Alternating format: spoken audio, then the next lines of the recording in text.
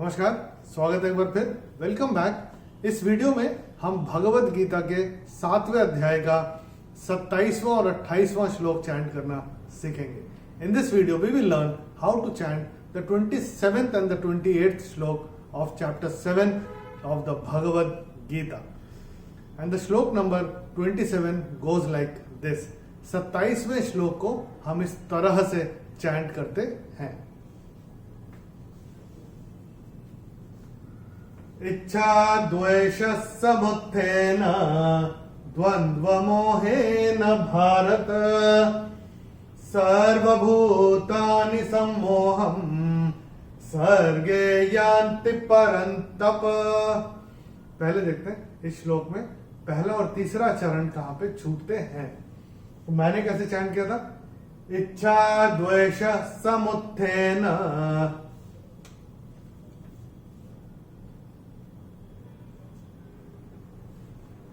सर्वभूतानि सम्मोहम्। तीसरा चरण यहां पे छूटेगा। अभी देखते हैं इस श्लोक में चैंटिंग के हिसाब से कौन कौन से नियम है। Let's have a look at the rules that apply on this श्लोक। पहले चरण में कोई चैंटिंग के हिसाब से नियम है नहीं। दूसरे चरण में भी चैंटिंग के हिसाब से कोई नियम नहीं है। तीसरे चरण में ह के ऊपर अनुस्वार चरण की समाप्ति पे आ रहा है, तो इसका उच्चारण केवल और केवल म ही होगा।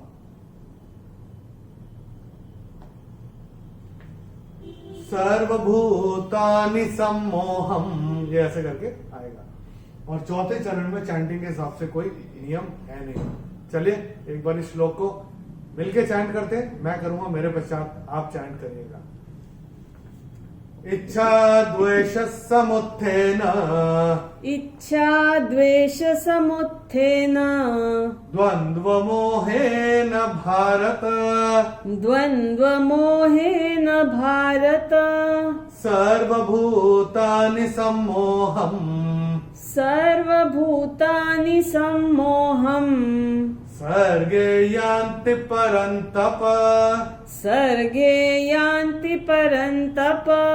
चलिए अभी 28वां श्लोक देखते हैं 7वें अध्याय का। पहले मैं चैंट करके बताता हूं आपको। Let me chant it for you first. येषां त्वन्तगतं पापं जनानां पुण्यकर्मणां ते द्वन्द्वमोह निर्मुक्ताः भजन्ते मां दृढ़व्रताः। पहले देखते हैं पहला और तीसरा चरण इस श्लोक में कहां पे छूटते हैं। मैंने कैसे चरण किया था? येषां त्वन्तगतं पापम, तो पहला चरण श्लोक का यहां पे छूटेगा। ते द्वंद्व मोह निर्मुक्ताः, ये मैंने ऐसे करके चैंट किया था, तो तीसरा चरण यहां पे छूटेगा। अभी देखते हैं श्लोक में नियम कौन कौन से लागू होते हैं। The rules that apply on this shloka. Let's have a look. पहले चरण में शा के ऊपर अनुस्वार के बाद का अक्षर है त, और अनुस्वार के बाद जब त आएगा तो अनुस्वार का उच्चारण होगा न। तो इसको हम अपनी किताब में नोट करके रख सकते हैं।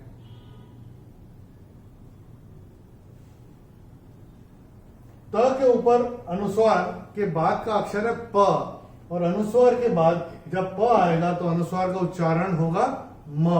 ये भी हम अपनी किताब में नोट करके रख सकते हैं।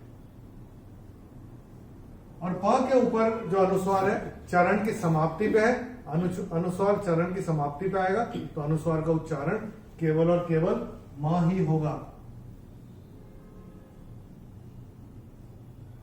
ना के ऊपर दूसरे चरण में अनुस्वार के बाद का अक्षर है प। जैसे यहाँ पे अनुस्वार के बाद प था तो अनुस्वार का उच्चारण हुआ म, तो यहां भी अनुस्वार का उच्चारण म ही होगा।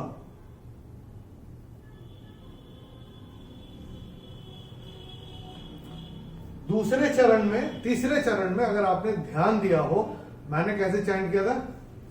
ते द्वंद्व मोह निर्मुक्ताः, तो मैंने यहां पे विसर्ग चैंट किया था।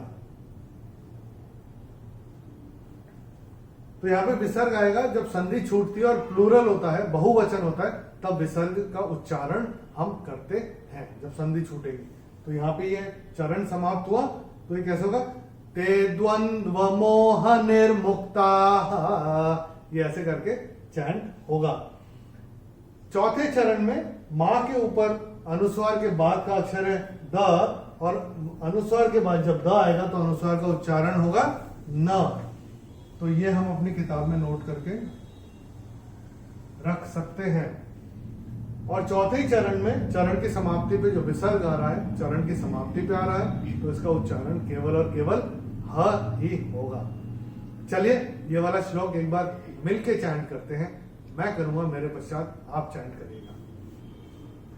येषां त्वन्तगतं पापम्, येषां त्वन्तगतं पापम्, जनानां पुण्यकर्मणां, जनानां पुण्यकर्मणां, ते द्वन्द्वमोहनिर्मुक्ताः, ते द्वन्द्वमोहनिर्मुक्ताः, भजन्ते मां दृढव्रताः, भजन्ते मां दृढव्रताः।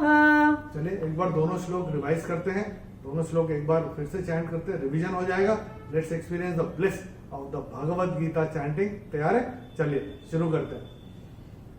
इच्छा द्वेष समुत्थेन, इच्छा द्वेष समुत्थेन, द्वन्द्वमोहेन भारत, द्वन्द्वमोहेन भारत, सर्वभूतानि सम्मोहम्, सर्वभूतानि सम्मोहम्, सर्गे यान्ति परन्तप, सर्गे यान्ति परन्तप, येषां त्वन्तगतं पापम्, येषां त्वन्तगतं पापम्, जनानां पुण्यकर्मणां, जनानां पुण्यकर्मणां, ते द्वन्द्वमोहनिर्मुक्ताः, ते द्वन्द्वमोहनिर्मुक्ताः, भजन्ते मां दृढव्रताः, भजन्ते मां दृढव्रताः। प्रैक्टिस करते रहिए। प्रैक्टिस करते करते आएगा, और जो हम नियम आपको बताते जा रहे हैं वो नियम आप अपनी किताब में नोट करके रखते जाइएगा। जब भी ये वीडियोस आप देखें, अपनी भगवत गीता इरेजर और पेंसिल साथ में लेके बैठिएगा और नोट करते चले जाइएगा। उससे बहुत आसानी होती है जब अकेले बैठ के कभी चैंट करेंगे तो। दोनों श्लोक का भावार्थ हमने वीडियो के डिस्क्रिप्शन में अंग्रेजी और हिंदी में दिया हुआ है। जिस भाषा में आप कंफर्टेबल हो उस भाषा में आप रेफर कर सकते हैं, अगर रेफर करना चाहें तो।